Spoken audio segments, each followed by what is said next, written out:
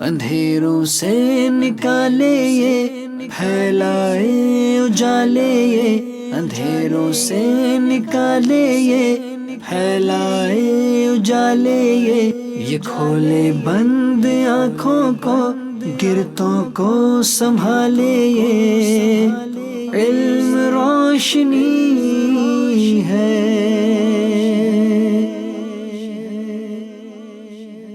الحمد للہ رب العالمین والصلاة والسلام علی سید المرسلین اما بعد فاعوذ باللہ من الشیطان الرجیم بسم اللہ الرحمن الرحیم الصلاة والسلام علیک یا رسول اللہ وعلی آلک واصحابک یا حبیب اللہ الصلاة والسلام علیک یا نبی اللہ وعلی آلک واصحابک یا نور اللہ۔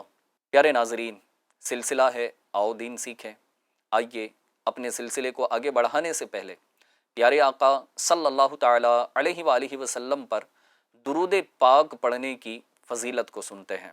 رحمت عالم نور مجسم شاہ بنی آدم صلی اللہ تعالی علیہ وآلہ وسلم کا فرمان عالی شان ہے، جس نے مجھ پر 100 مرتبہ درود پاک پڑھا، اللہ پاک اس کی دونوں آنکھوں کے درمیان لکھ دیتا ہے کہ یہ بندہ نفاق اور جہنم کی آگ سے آزاد ہے، اور بروز قیامت اسے شہداء کے ساتھ رکھے گا۔ صلو علی الحبیب صلی اللہ تعالی علی محمد صلی اللہ تعالی علیہ وآلہ وسلم۔ یقیناً کسی راستے پر چلنے کے لیے ایک رہنما کی ضرورت ہوتی ہے، یا تو راستہ پتہ ہونا چاہیے یا پھر ہمیں راستہ دکھانے والا چاہیے ہوتا ہے۔ آئیے آج اسی طرح سے ایک رہنما، ایک رہبر کے متعلق، جس کو پیر کامل، مرشد کامل کہا جاتا ہے، اس کے متعلق ہم سنتے ہیں کہ پیر کیسا ہوتا ہے اور پیر کی برکتیں کیا ہوتی ہیں۔ کسی کو اپنا مرشد بنانا، کسی کو اپنا پیر بنانا، یہ کیسا ہے۔ ایک شخص حضرت سیدنا عبداللہ بن عباس رضی اللہ تعالی عنہما کی بارگاہ میں حاضر ہوا اور عرض کی، اے اللہ پاک کے پیارے حبیب صلی اللہ تعالی علیہ وسلم کے چچا حضرت سیدنا عباس رضی اللہ تعالیٰ عنہ کے شہزادے، میرا دل چاہتا ہے کہ میں بھی لوگوں کو نیکی کی دعوت دیا کروں اور برائی سے منع کیا کروں۔ تو آپ رضی اللہ تعالیٰ عنہ نے اس سے دریافت فرمایا، کیا تم اپنی اصلاح کرنے میں حد کمال کو پہنچ چکے ہو؟ اس نے کہا، مجھے امید تو یہی ہے کہ میں پہنچ چکا ہوں۔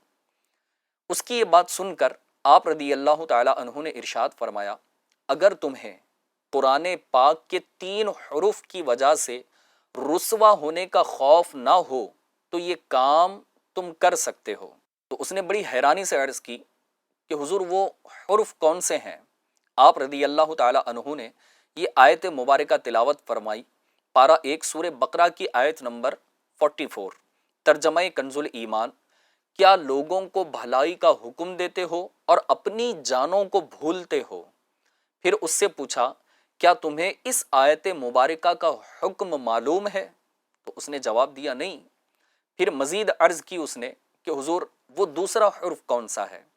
تو آپ رضی اللہ تعالی عنہ نے یہ آیت مبارکہ کی تلاوت فرمائی، جس کو اللہ پاک پارہ 28 سورۃ الصف کی آیت نمبر 2 اور 3 میں ارشاد فرمایا، ترجمہ کنز ایمان، اے ایمان والو، کیوں کہتے ہو وہ جو نہیں کرتے؟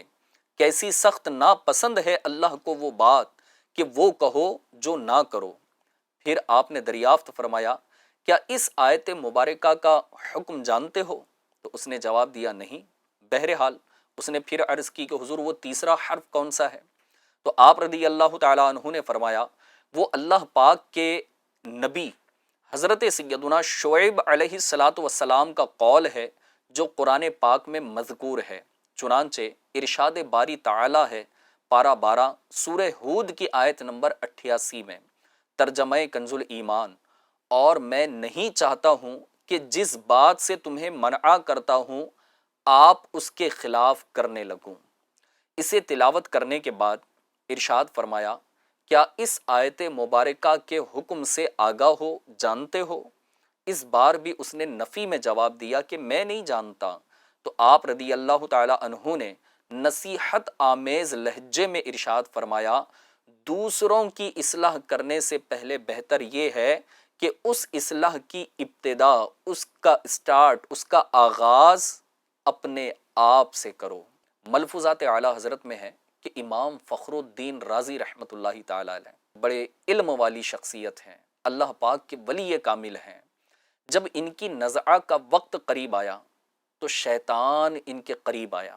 جی ہاں، کیونکہ جب کسی کی جان نکل رہی ہوتی ہے، حالت نزعہ میں وہ ہوتا ہے، تو شیطان اس کے ایمان کو برباد کرنے کی کوشش کرتا ہے۔ تو جب آپ کی نزعہ کا وقت آیا تو شیطان آیا، کہ اس وقت شیطان یہ پوری جان توڑ کوشش کرتا ہے کہ کسی طرح اس مرنے والے کا ایمان سلب ہو جائے، یعنی اس کا ایمان چھین لیا جائے، اس کا ایمان برباد ہو جائے۔ اگر اس وقت پھر گیا تو پھر کبھی نہ لوٹے گا، کیونکہ ظاہر سی بات ہے اس کی جان ہی چلی جائے گی۔ انتقال کر گیا تو دوبارہ پھر ایمان کی حالت میں آئے گا کیسے؟ بہرحال تو شیطان آپ کے قریب آیا اور اس نے امام فخر الدین رازی رحمت اللہ تعالی علیہ سے پوچھا کہ تم نے عمر بھر مناظروں، مباحثوں میں گزاری، خدا کو پہچانا؟ آپ نے فرمایا بے شک خدا ایک ہے۔ اس نے کہا بتاؤ اس پر کیا دلیل ہے، کوئی پروف ہے تو بتائیں کہ اللہ ایک ہے، خدا ایک ہے۔ آپ چونکہ بڑے عالم دین، اللہ پاک کے ولی کامل، لہٰذا آپ نے ایک دلیل قائم فرمائی، اور وہ خبیث شیطان، وہ معلم الملکوت یعنی فرشتوں کا استاد رہ چکا، تو اس نے اس دلیل کو توڑ دیا۔ حضرت امام فخر الدین رازی رحمت اللہ تعالی علیہ نے دوسری دلیل قائم کی، اس نے وہ بھی توڑ دی، یہاں تک کہ ایک ایک کرتے کرتے امام فخر الدین رازی رحمت اللہ تعالی علیہ اللہ پاک کی وحدانیت پر، کہ اللہ ایک ہے، خدا ایک ہے، اس پر آپ رحمت اللہ تعالی علیہ نے 360 دلیلیں قائم کی، سب اس نے دلیلیں توڑ دی۔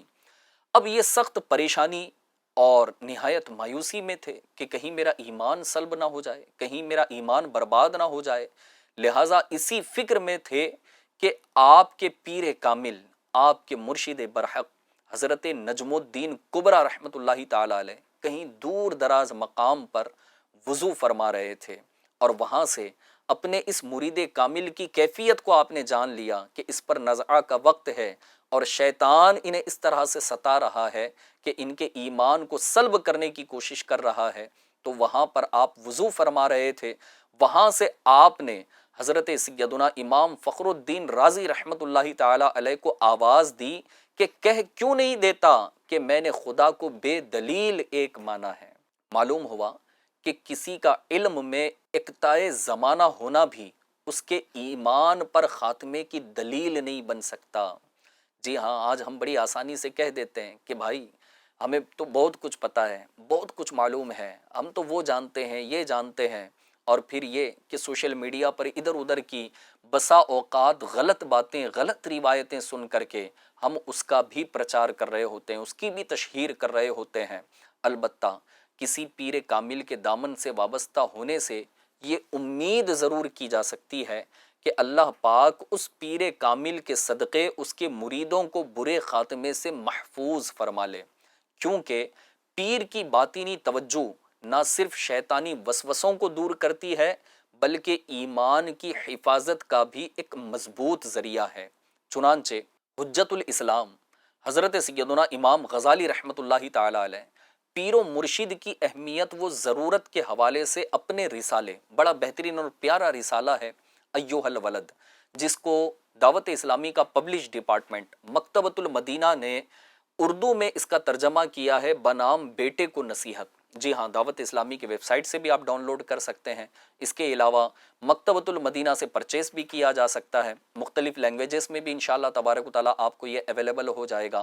تو یہ بڑا بہترین اور پیارا رسالہ امام غزالی رحمت اللہ تعالی علیہ کا ہے ایھا الولد۔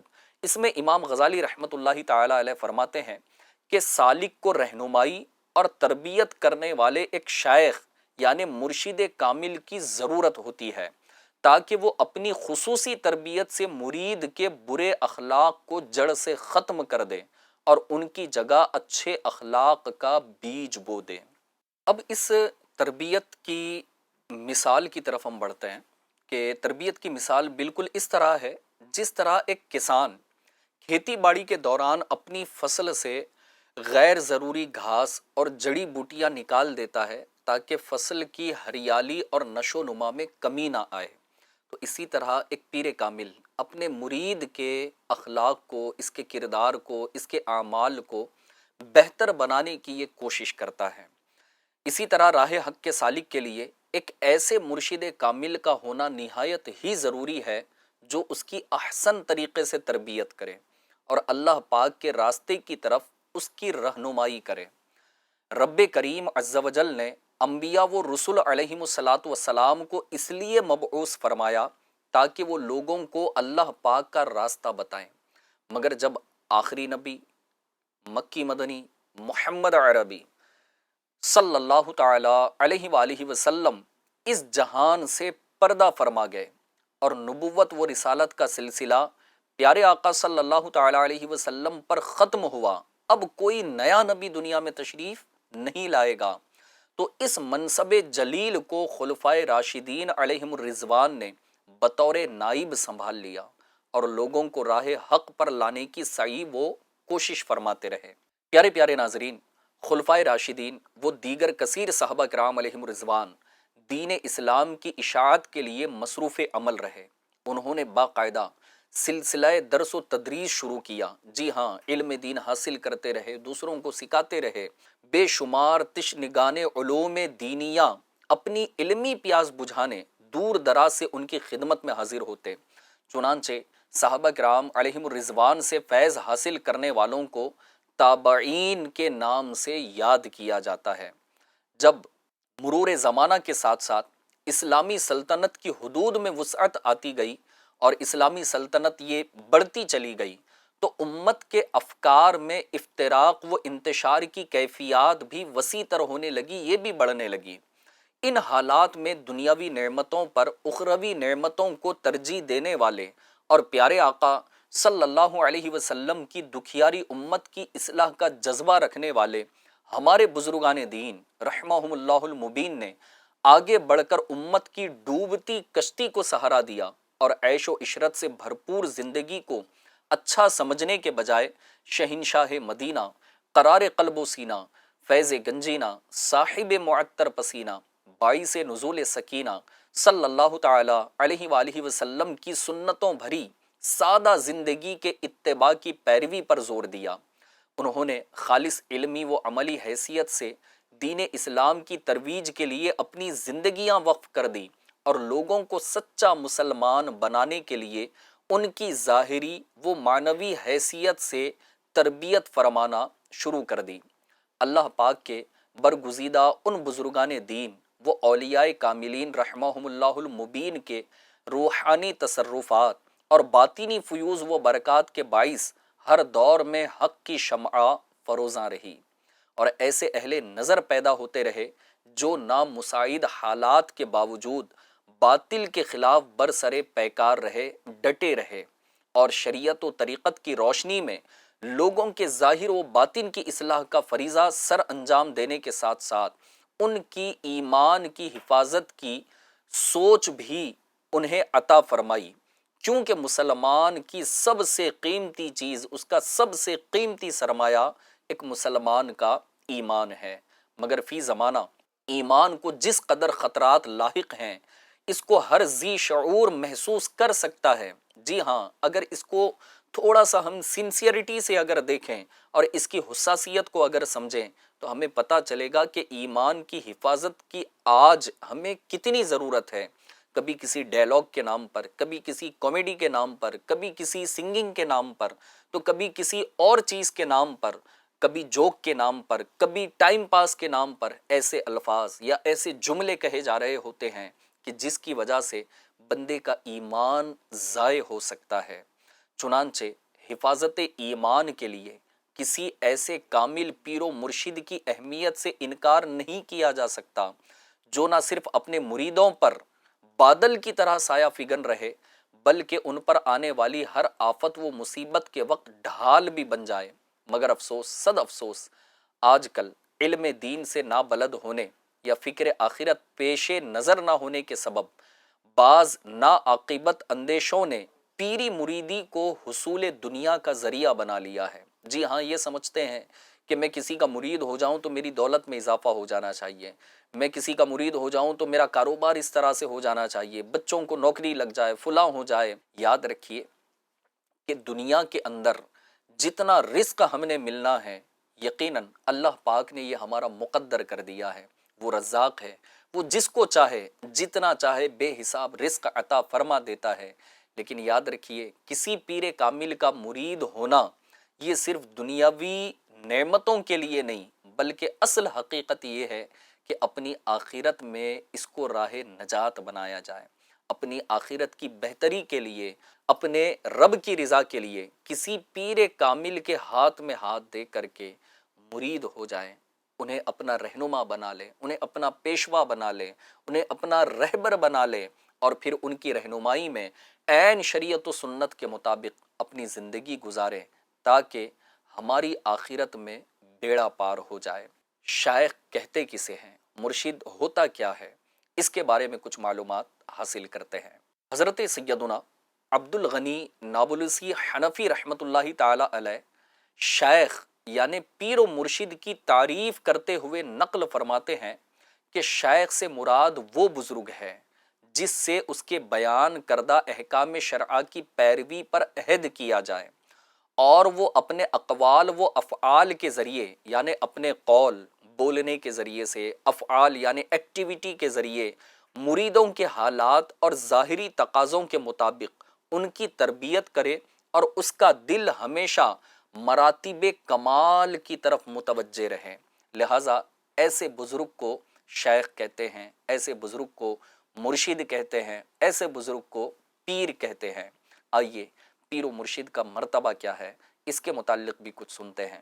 حضرت سیدنا داتا گنج بخش علی حجویری رحمۃ اللہ تعالی علیہ اپنی شہرہ آفاق کتاب کشف المحجوب میں، اور حضرت سیدنا علامہ علی قاری رحمۃ اللہ تعالی علیہ مرقات المفاتیح میں نقل فرماتے ہیں کہ شیخ اپنی قوم میں ایسے ہوتا ہے جیسے نبی اپنی امت میں۔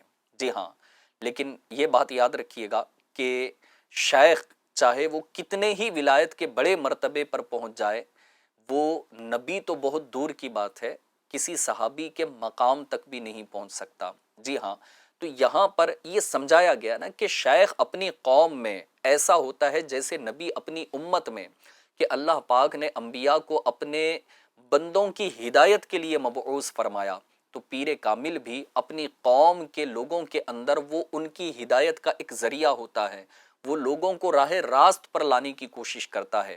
اعلیٰ حضرت امام اہل سنت امام احمد رضا خان علیہ رحمت الرحمن فتویٰ رضویہ شریف میں امام جلال الدین سیوطی الشافعی رحمت اللہ تعالی علیہ کے حوالے سے مذکورہ حدیث پاک ذکر کرنے کے بعد فرماتے ہیں کہ اس حدیث پاک سے یہ ثابت ہوتا ہے کہ یہاں شیخ سے مراد ہادیان راہ خدا ہیں، یعنی وہ لوگ جو اللہ پاک کی راہ کی جانب ہدایت دینے والے ہیں، اور قرآن کریم میں ایسے لوگوں کی اطاعت کو لازم قرار دیا گیا ہے۔ جی ہاں، پیر کامل ہونا چاہیے، کسی پیر کامل کا مرید یقیناً بننا چاہیے، اپنے آپ کو کسی کی رہبری میں دے دیں، کسی کو اپنا مرشد برحق مان لیں۔ یقیناً قرآن کریم کے اندر اس طرح کی بات ارشاد فرمائی گئی، چنانچہ اللہ پاک پارہ 5 سورہ نساء کی آیت نمبر 59 یعنی 59 میں ارشاد فرماتا ہے، ترجمہ کنز الایمان، حکم مانو اللہ کا اور حکم مانو رسول کا اور ان کا جو تم میں حکومت والے ہیں۔ یہاں اولی الامر سے مراد علماء شریعت و طریقت دونوں ہیں، جیسے اللہ پاک نے قرآن کریم میں اس آیت کریمہ میں ارشاد فرمایا اطیعوا اللہ و اطیعوا الرسول و اولی الامر منکم، تو اولی الامر سے مراد یہاں پر علماء شریعت و طریقت یہ دونوں ہیں۔ اور اللہ تبارک و تعالی قرآن کریم میں پارہ 15 سورہ بنی اسرائیل کی آیت نمبر 71 میں ارشاد فرماتا ہے، ترجمہ کنز الایمان، جس دن ہم ہر جماعت کو اس کے امام کے ساتھ بلائیں گے۔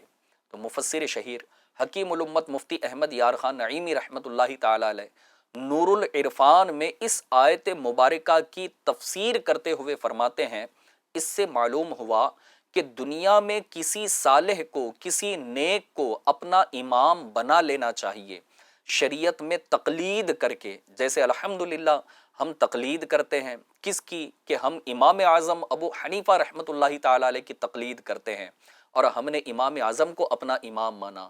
چار امام ہمارے یقیناً برحق ہیں، امام اعظم، امام شافعی، امام مالک اور امام احمد بن حنبل رحمہم اللہ المبین۔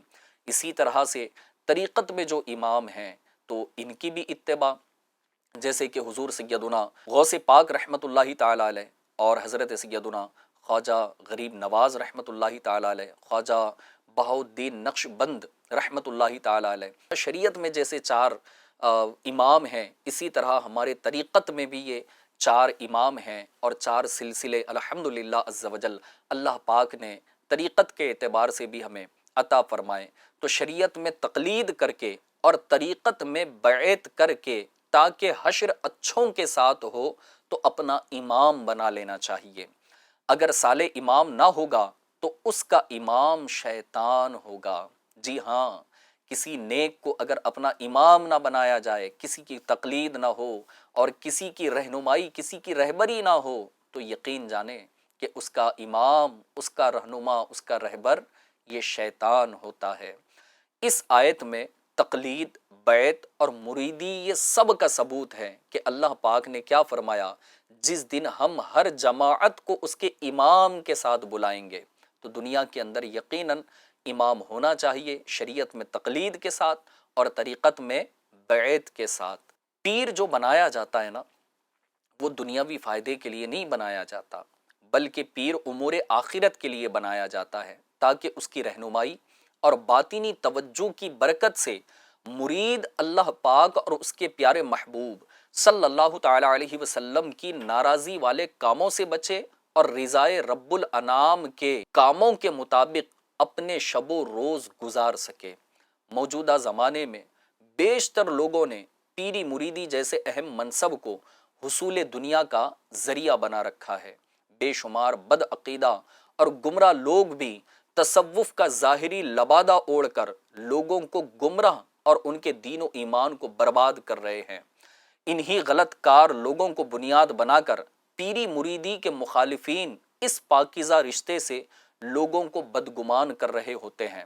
دور حاضر میں چونکہ کامل و ناقص پیر کا امتیاز انتہائی مشکل ہے، اس کی پہچان بڑی مشکل ہے، لہٰذا مرید ہوتے وقت سرکار اعلیٰ حضرت امام اہل سنت امام احمد رضا خان علیہ رحمت الرحمن اور حجت الاسلام سیدنا امام غزالی رحمت اللہ تعالی علیہ نے پیر و مرشد کی جن شرائط و اوصاف کے بارے میں وضاحت فرمائی ہے اور مرشد کامل کی پہچان کا جو طریقہ ارشاد فرما کر امت کو صحیح رہنمائی عطا کی ہے، اسے پیش نظر رکھنا ضروری ہے۔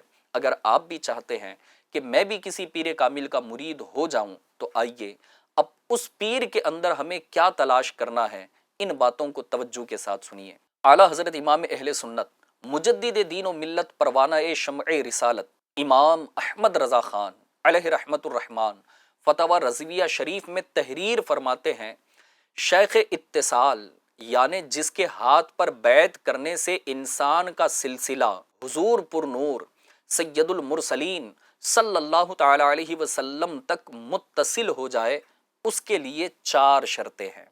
آئیے ہم بھی ان شرائط کو جانتے ہیں۔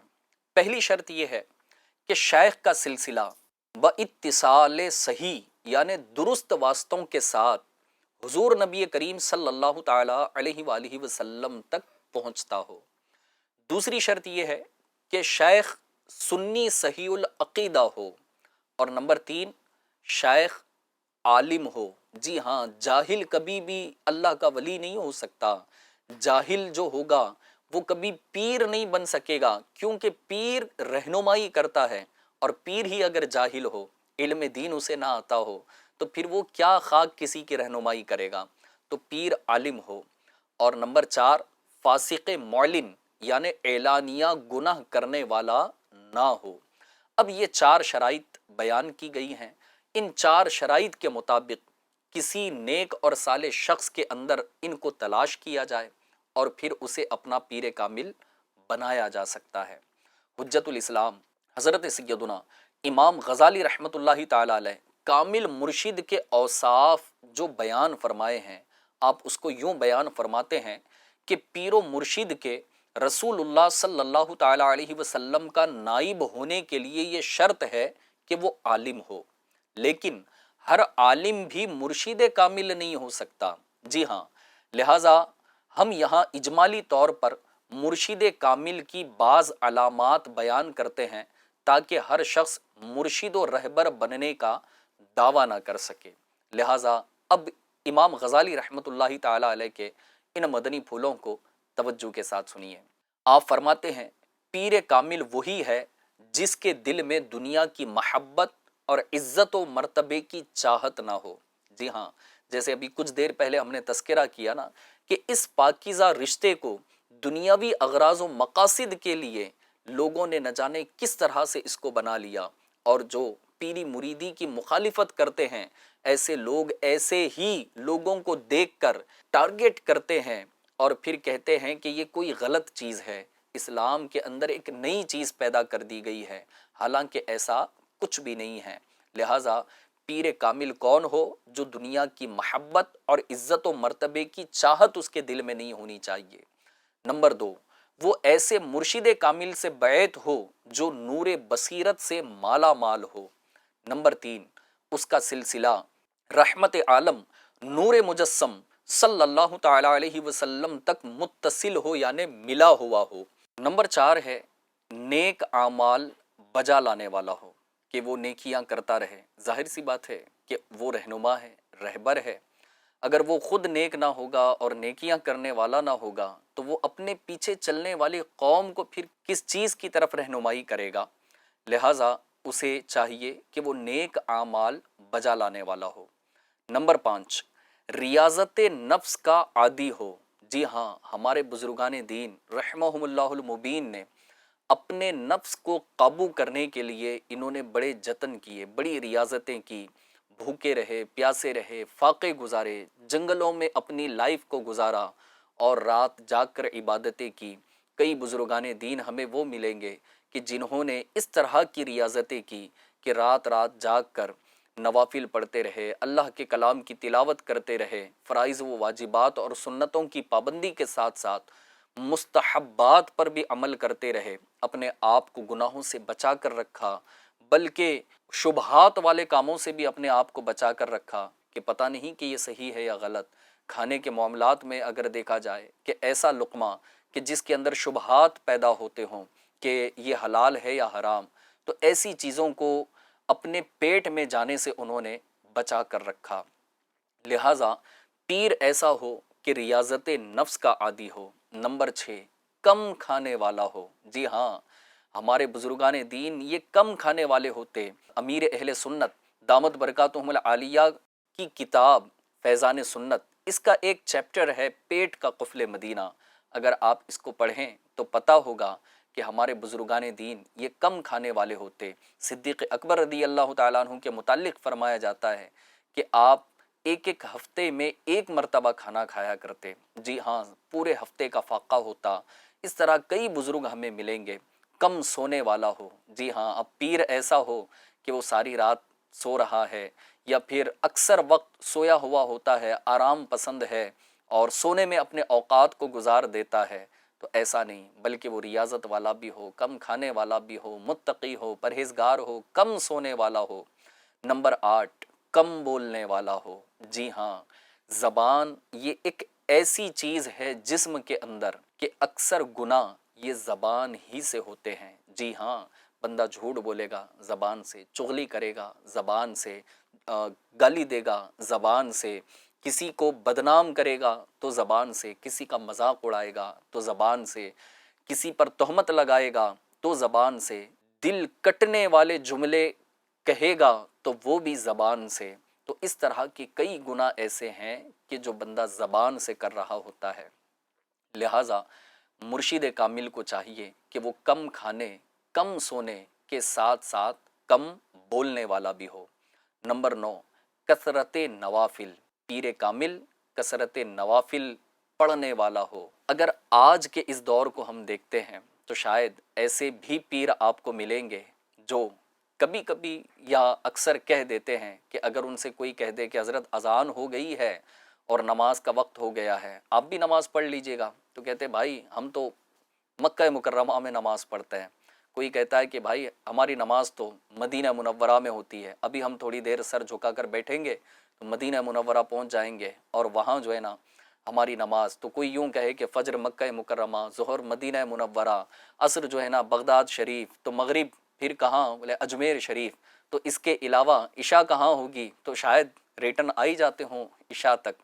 تو بہرحال اس طرح لوگ اپنے آپ کو پیر کامل بتاتے ہیں، لیکن ان کی نمازوں کا اور ان کے تقوی و پرہیزگاری کا حال اگر دیکھا جائے تو اللہ تبارک و تعالیٰ ان سے ہماری حفاظت فرمائے۔ لہٰذا ایسے لوگوں کے پیچھے نہیں رہنا چاہیے، بلکہ ہمارے بزرگان دین تو ساری ساری رات نفل پڑھنے والے تھے۔ جی ہاں، اب وہ شخص یہ کیسے پیر کامل ہو سکتا ہے کہ جس کی کانوں کے اندر اذان کی آواز تو آ رہی ہے، لیکن وہ اپنے جو ہے نا مجموعے کے اندر بیٹھا ہوا ہے اور انہیں باتیں سنا رہا ہے، نہ اذان کا ادب، نہ اذان کے جواب دینے کا ذہن، نہ نماز پنج گانا کی پابندی کا ذہن، نہ با جماعت نماز ادا کرنے کا ذہن۔ نہ جانے کتنے ایسے ہوں گے جو اپنے آپ کو پیر کامل تو کہتے ہیں، لیکن اگر ان سے غسل کے فرائض پوچھے جائیں، وضو کے فرائض پوچھے جائیں، تو شاید یہ اپنی بغلوں کو اٹھا دیں، اپنے ہاتھ اٹھا دیں کہ بھائی ہم تو نہیں جانتے، لیکن اپنے آپ کو پیر کامل ضرور کہتے ہیں۔ نمبر 10، زیادہ روزے رکھنے والا ہو۔ جی ہاں، رمضان کے روزے تو رکھے ہی رکھے کہ یہ فرض ہیں، لیکن اس کے ساتھ وہ نفل روزے رکھنے والا بھی ہو۔ اور نمبر 11، خوب صدقہ و خیرات کرنے جیسے نیک اعمال کرنے والا ہو۔ جی ہاں، پیر کامل جو ہوتا ہے نا، آپ بزرگان دین کی سیرت کو اٹھا کر دیکھ لیں، غوث پاک کی بارگاہ میں کوئی آتا آپ اسے عطا کر دیا کرتے، غریب نواز کی بارگاہ میں آتا آپ اسے عطا کر دیا کرتے، کسی اور بزرگ کی سیرت کو آپ دیکھ لیں کہ بزرگان دین کی خدمت میں کوئی آتا اور کہتا کہ حضور یہ حاجت ہے، آپ اسے عطا کر دیا کرتے، اس کی ضرورت کو ترجیح دیتے، اس کو پریورٹی دیتے، اور خود صبر و رضا کا پیکر بنے رہتے، خود بھوکے رہتے، اوروں کو کھلا دیتے۔ نمبر 12، یہ کہ وہ پیر کامل اپنے شیخ کامل کی اتباع کے سبب صبر والا ہو، نماز والا ہو، شکر ادا کرنے والا ہو۔ کہا جاتا ہے کہ جو بندوں کا شکر ادا نہیں کرتا وہ اپنے رب کا بھی شکر ادا نہیں کرتا۔ نمبر 15، توکل، کہ اللہ تبارک و تعالیٰ کی ذات پر ایسا توکل ہو جس طرح اللہ کی ذات پر توکل کرنے کا حق ہے، تو اللہ کی ذات پر اس کا کامل توکل ہو، کامل بھروسہ ہو۔ نمبر 16، یقین۔ نمبر 17، سخاوت۔ نمبر 18، قناعت۔ قناعت کسے کہتے ہیں؟ کہ بندہ جتنا مل جائے اس پر اپنے رب کی رضا پر راضی رہے۔ نمبر 19، طمانینت نفس۔ نمبر 20، حلم۔ نمبر 21، تواضع یعنی عاجزی والا۔ نمبر 22، علم والا ہو۔ اور نمبر 23، صدق یعنی سچا۔ اور نمبر 24، وفا۔ اور نمبر 25، حیا۔ اور نمبر 26، وقار و سکون جیسے پسندیدہ اوصاف کا پیکر ہو۔ اب یہ 26 اسپیشلٹیز، یہ 26 اوصاف امام غزالی رحمۃ اللہ تعالی علیہ نے یہ بیان فرمائے ہیں۔ اچھا، اس کے اندر نمبر 25 جو بیان کیا گیا، حیا کا پیکر ہونا چاہیے۔ پیارے آقا صلی اللہ تعالی علیہ وآلہ وسلم کا ایک فرمان ہے کہ جس کا مضمون کچھ یوں ہے کہ حیا اور ایمان یہ دونوں آپس میں ملے ہوئے ہیں، جب دونوں میں سے کوئی ایک اٹھ جاتا ہے تو دوسرا اپنے آپ اٹھا لیا جاتا ہے۔ گویا یوں سمجھ میں آتا ہے کہ جس کے اندر ایمان نہیں اس کے اندر حیا نہیں، اور جس کے اندر حیا نہ ہو ڈر ہے کہ اس کا ایمان بھی اس سے واپس لے لیا جائے۔ اب ایسے لوگ کہ جو باقاعدہ عورتوں میں بیٹھتے ہوں، جی ہاں، محرم اور غیر محرم کا کوئی فرق نہیں، کبھی کسی غیر محرم کے سر پر ہاتھ رکھ رہے ہیں، کبھی اس کا ہاتھ پکڑ لیتے ہوں معاذ اللہ، تو اب ایسے شخص کو کیا کہا جائے؟ لہٰذا ایسے لوگ پیر کامل نہیں ہوتے کہ جس کو پیارے آقا صلی اللہ تعالی علیہ وآلہ وسلم نے منع فرمایا ہو، وہ کیسے پیارے آقا کا نائب ہو سکتا ہے؟ پیارے آقا کا نائب تو وہ ہوگا جو اللہ پاک اور اس کے پیارے رسول صلی اللہ تعالی علیہ وسلم کے احکام پر خود بھی عمل کرتا ہو اور اپنے آنے والوں کو اس کی تلقین کرتا ہو، اس کی ترغیب دیتا ہو۔ بہرحال پیارے ناظرین، جو پیر کامل ان اوصاف سے متصف ہو وہ نور کے پیکر تمام نبیوں کے سرور صلی اللہ تعالی علیہ وسلم کے انوار مبارکہ میں سے ایک نور بن جاتا ہے اور اس قابل ہو جاتا ہے کہ اس کی اقتدا کی جائے، اس کی پیروی کی جائے، اس کے پیچھے پیچھے چلا جائے۔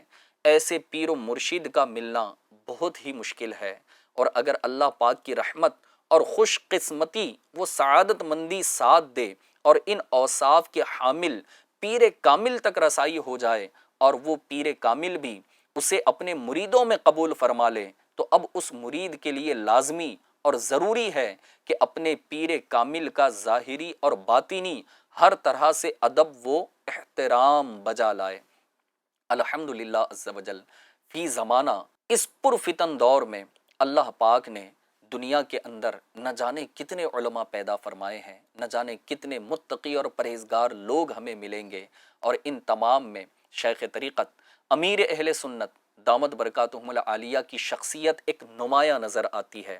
لہٰذا پیارے ناظرین، اگر آپ بھی چاہتے ہیں کہ میری آخرت بھی بہتر ہو جائے اور حضرت سیدنا امام فخر الدین رازی رحمۃ اللہ تعالی علیہ کی نزعہ کی کیفیت والا جو واقعہ ہم نے شروع میں سنا، اگر آپ چاہتے ہیں کہ میرا ایمان بھی سلامت ہو اور اللہ پاک اپنے نیک بندوں کے صدقے میرے ایمان کی حفاظت فرمائے، تو آپ بھی کسی پیر کامل سے ضرور مرید ہو جائیے۔ اس میں جاتا ہی کیا ہے، بس اپنے آپ کو کسی کی اتباع میں دے دینا ہے، اپنے آپ کو کسی کی رہبری میں دے دینا ہے، اور پھر کسی کو اپنا رہنما اور اپنا رہبر تصور کر لینا ہے، اسے مان لینا ہے۔ شیخ طریقت امیر اہل سنت دامت برکاتہم العالیہ کے متعلق اگر عرض کروں تو یہ جو اوصاف ابھی ہم نے سنے ہیں، الحمدللہ عز و جل امیر اہل سنت دامت برکاتہم العالیہ کے اندر یہ اوصاف نظر آتے ہیں۔ جی ہاں، سال ہا سال سے امیر اہل سنت رمضان کے روزوں کے ساتھ ساتھ سال کا اکثر حصہ روزے رکھتے ہوئے ہمیں نظر آئیں گے۔ امیر اہل سنت کی بارگاہ میں جو آتا ہے آپ اسے نوازتے ہی جاتے ہیں، کسی کو کوئی تحفہ دے رہے ہیں، کسی کو کوئی تحفہ دے رہے ہیں۔ آپ نے اکثر دیکھا ہوگا کہ کبھی کبھی تو امیر اہل سنت دامت برکاتہم العالیہ اپنے مریدوں میں سے جس پر کرم فرما دیتے ہیں، کہتے کہ یار کوئی تو ایسا ہو جو اس دیوانے کو مدینے بھیج دے۔ کسی کی کال آ جاتی ہے، وہ کہتا ہے کہ حضور اس دیوانے کو میں مدینے بھیجنے کے انتظامات کر دوں۔ لہٰذا امیر اہل سنت کی بارگاہ میں آنے والوں کو آپ عطا فرما رہے ہوتے ہیں۔ امیر اہل سنت کم سونے والے، کم بولنے والے، کم کھانے والے۔ جی ہاں، امیر اہل سنت کی جو کتاب ہے نا فیضان سنت، اس کا جو چیپٹر ہے، اس چیپٹر کا میں نے آپ کو عرض کیا پیٹ کا قفل مدینہ، جب آپ نے وہ لکھا تھا نا تو امیر اہل سنت نے باقاعدہ کم کھا کر بھوکے رہ کر اس چیپٹر کو لکھا، اور پھر اس کے علاوہ علم بھی آپ کے اندر ہے، عمل بھی آپ کے اندر ہے، عاجزی بھی آپ کے اندر ہے، تواضع بھی آپ کے اندر ہے، انکساری بھی آپ کے اندر ہے، اور اتنی بڑی شخصیت ہونے کے باوجود کبھی کبھی تو ایسا ہوتا ہے کہ اپنے مریدوں کی تربیت کرنے کے دوران آپ اپنے مریدوں سے کبھی کبھی معافی بھی مانگ لیا کرتے ہیں۔ لہٰذا پیارے ناظرین، اگر آپ چاہتے ہیں کہ آپ بھی کسی پیر کامل سے مرید ہو جائیں اور پھر اس کی برکتیں حاصل ہوں اور ایمان کی بالخصوص حفاظت ہو جائے، تو اگر آج تک آپ کسی پیر کامل سے مرید نہیں ہوئے ہیں تو موقع غنیمت جانیں، شیخ طریقت امیر اہل سنت دامت برکاتہم العالیہ کے سلسلے سے وابستہ ہو جائیں۔ اور اگر آپ چاہتے ہیں کہ میں کسی اور پیر کامل سے مرید ہو چکا ہوں لیکن پھر بھی امیر اہل سنت دامت برکاتہم العالیہ کے سلسلے کا فیضان حاصل کرنا ہے تو امیر اہل سنت سے طالب ہو جائیے۔ اس کا بڑا آسان طریقہ ہے، یا تو دعوت اسلامی کی ویب سائٹ، اس پر آپ وزٹ کر لیں، یا آپ اپنے علاقے کے کسی مبلغ دعوت اسلامی کو بتا دیں کہ مجھے مرید یا طالب ہونا ہے، یا اس کے علاوہ دعوت اسلامی کے جو سوشل میڈیا کے نمبرز ہیں ان نمبرز پر آپ رابطہ کریں۔ انشاءاللہ عز و جل اگر آپ اپنی اس خواہش کا اظہار کریں گے، ہمارے مبلغین، ہمارے ذمہ داران انشاءاللہ ضرور اس معاملے میں آپ کی مدد کریں گے اور آپ بھی پیر کامل کے دامن سے وابستہ ہو سکتے ہیں۔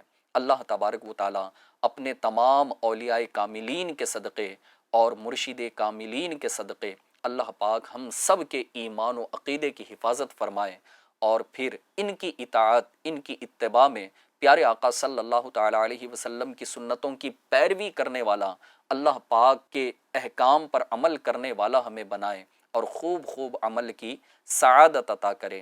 آمین بجاہ النبی الامین صلی اللہ تعالی علیہ وآلہ وسلم صلو علی الحبیب صلی اللہ تعالی علی محمد صلی اللہ تعالی علیہ وآلہ وسلم۔ اندھیروں سے نکالے یہ پھیلائے اجالے یہ، اندھیروں سے نکالے یہ پھیلائے اجالے یہ کھولے بند آنکھوں کو گرتوں کو سنبھالے یہ علم روشنی